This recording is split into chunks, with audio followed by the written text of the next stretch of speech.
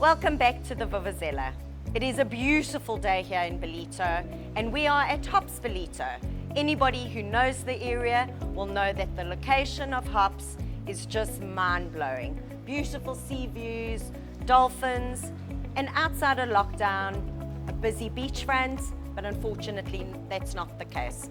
Today we're chatting to Pierre, the owner of Hops. How are you doing, Pierre? Oh, hello Mandy, I'm fine, how are you? Good, thank you. Pierre, tell us how lockdown's been for you so far. Do you want to know my personal view or my business view here? Maybe a bit of both. Personally, it's been quite soul-searching and good for the soul. Business-wise, it's been terrible. I mean, we had to close for the last 5-6 weeks. We were living on savings that it's not forever. So we are struggling.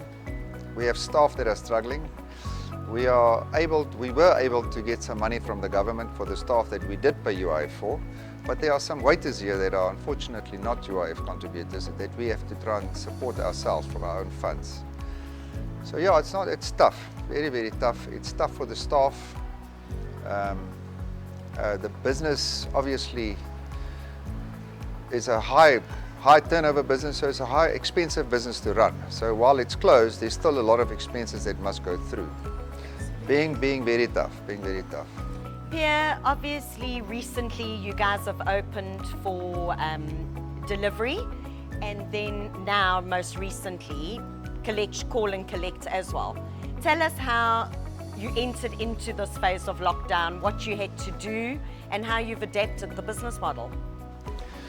Well, we don't have a choice. We have to try and earn some money. So we've went into the business of takeaways, which is never something that I enjoy doing. We are not geared for it at all. So we had to close areas off. We had to move furniture, and we had to change our menu. So we don't have the full menu available.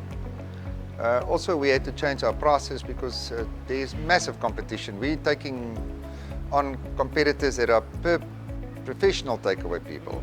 So we are hoping that the fact that we do draft takeaway, that would give us a bit of an edge. We also were very able, because of our location and the way the building is structured, to do a drive-in and a drive-out ordering, which works. It's not so popular. It's happening slowly but surely. So yeah, it's happening, but it's not big numbers. I mean, it's still tough, but we're trying. And it's growing slowly, I think the draft takeaway has been very, very popular. Pierre, just from a restaurateur, you've been in this industry for so many years. Business models and how they're going to change going forward. How do you see the industry as a whole and what the industry's going through and how it's going to come out of this? You know, I'm an external optimist, so I would say that I think business is going to change in many ways. One is many places are going to close down. I think that changed your market a bit, so we'll have a bigger market that we can work on. I think that our business is a bit different to normal sit-down restaurant. We have a alcohol content, and we have alcohol. Part of our business is alcohol and part of our business is food, and it's bigger than a normal sit-down business. So we have people that come and just have a drink, and that's only about 50 to 60% of our business. So I think that market will probably return. The social drinkers will come and return. I think the food side will take a hammering. I think that the way they're going to open us up would probably also be very restrictive. I think they're going to, I'm thinking that they might just go for the 2-meter social distancing so that we can have less people in our restaurant. How is it going to impact the restaurant business in the future? I think it'll take a year for us to get back to the numbers that we used to. I think that we also had a lot of foreign visitors, overseas visitors, that we're not going to see for the next year as well. So yeah, I think business is going to be tough in that instance. We are hoping that December would be good.